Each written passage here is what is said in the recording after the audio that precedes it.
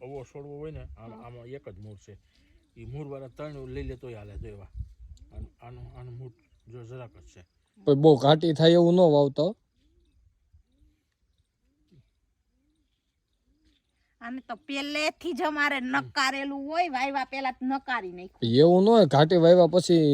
થાય નહીં હરખી ન મજા આવે ઢળી જાય મરસા આવે ને ત્યારે ને પારા માથે ઢીંઢું ખાઈ અરે ક્યાં પારો બેહાર દીધો આને તો હવે અમે સબલે મહેનત કરતા હતા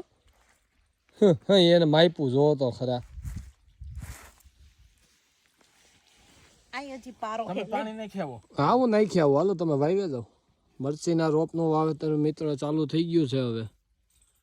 મરચી અત્યારે વવાય કે ન વવાય કોમેન્ટ કરજો જરા આ કયો રોપ છે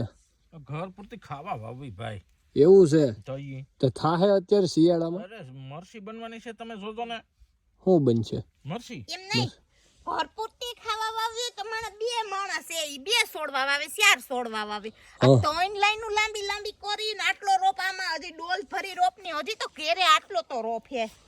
પણ આ બધાય છોડવા હોય 100% સોટે અને હોય 100% ઉજરે એવું કઈ નક્કી ન કહેવાય વામાં આ એમ ન હોય આપણે જ્યારે વરખતા હોય ને હા ત્યારે પહેલા એમ કહેવાનું ગણેશ પરમેશ્વર પેલા ગણપતિનું નામ લેવાનું મમ્મી બોલે એમ એમ નહીં જય ગણેશ પરમેશ્વર લખ તમારો લખ લાભ ના ધણી લખ તમારો લાભ અમારો જય ગણપતિ બાપા ગરવા હાથ પગ જો નરવા મરસી બહુ નરવી દેજો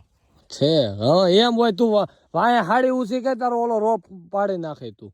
હાંભળો ઈ એમ બોલવાનું હું પછી આપડા કુળદે ઈ ગણપતિ ગપડા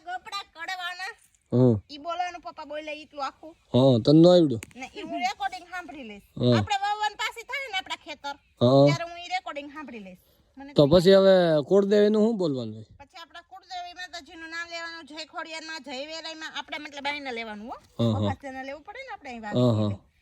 જય ખોડિયારમાં જય વેરાઈમાં અને જય બ્રહ્માણીમાં બ્રહ્માણીમાં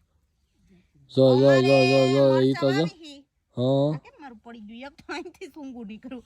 એ તને વાવતા આવડતા નથી મને એવું લાગે કે તું હે ને મરસીના રોપની દહીં નાખવાની છો એમાં રોપની શું મેં દઈ નાખી જો તાર પપ્પા મસ્ત વાવતા જાય મારા પપ્પાને તો આવડે જ છે ને લે ઈ એક ખેડૂ કહેવાય હું એક ખેડૂનું કરોયું કહેવાવ કરોયું હા છે કરોયું ખૂંદવામાં જ હાલે અય તમને શું કહેવાય ખેડૂનું કરોયું કહેવાવ હા એ પપ્પાએ શું કીધું ખબર શું કે એ કે રોપ વાવતા ન આવડો મારથી 2 રોપ ઉભાર્યા પછી વાંકા વળી જતો ત્રાહા પડી જતો તી કે કરોયું ન કહેવાય વાવતા આવડે તો કરોયું નકર કરોડ્યું જો એના કરતા આપને ન આવડતું ને આપણે કામ જ ન કરે જો આપને પાણી પાતા જ આવડે ઝાડવાને એ મારમી કયલ નાના મરચી વાવે ઉપડવા હા હા અહીં આવી જા જો મિત્રો તો આમાં આ પાણી તમે ક્યું પાવશો બો કયું દવા વાળું શેની દવા વાળું મરચીની દવા આવે છે એ દવાનું નામ તો મને નથી આવડતું હા એ દવા આવે ને સુમી ટુમી ના એવું કઈ ન આવે એવું મરકીન ગોટો ના હા તું આ જરા આમ પડખે આવડી આમ પાયરું કહી દેતા ઈ કરવાથી શું થાય એટલે પાણી એમાં ઢોરાય નહીં ઈ મને આવડે છે કુંડું કર દઉં ને મતલબમાં હું એમ વાહ! અમારા ભાઈ ઉઠીને આવી ગયા છે ખબર નહીં કેટલું ખેતર ને મેદાન કરે ઈ આવડા ગારામાં પગ દે દીકરો ઈ જી એટલે મને જો કુંડા કરવાનું કીધાસ પણ તાર વીખવાનું નથી મને ગાડું નથી ખવડાવવાની હો કાકા તો આપણે શીખી અહીંયા કુંડું કરતા શીખવાડજો હાલો મને એક એટલે હું હરખું જોઈ લઉં કેમ કુંડું કરવાનું આમ આ ધૂળ પડી હોય ને મરસીનો છોડવો પેલો બોલો ફેરુજી મારા અને ઝીણે ઈ ધીમે ધીમે ધાર કરશે ને હા એટલે કઈ નહીં થાય એ ભાઈ ધીમે ધીમે ધાર કર જોઈ ધીમે ધીમે બોય તો ધીમે ધીમે ધાર કરું તારે કાંઈ કરવું નહીં છોકરો એ ના પપ્પા તમે મને સવારના એમ કહો છો કે બેટા તું કઈ કામ કરીને નથી દેતી હું તમને કામ કરી દઉં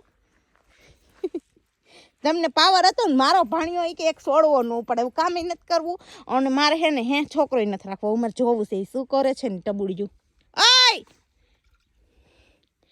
ઊભો થા ઓલાના ખોરામાં વાવે છે ઈ રેવા દે હે ન્યા ઊભો તો થઈ ગયા એ પણ તમે લઈ લ્યો ને કોક એને બિસાડાને ઢેફા ન લાગે ઠે ખેડૂત છોકરાને ઢેફા લાગે નહીં જો જો કાઢ્યો મારો છોડવો ઢેફા લાગે તમે તો છોડવામાં જીવ બરે છે. હા શું બોલી જાવ એકવાર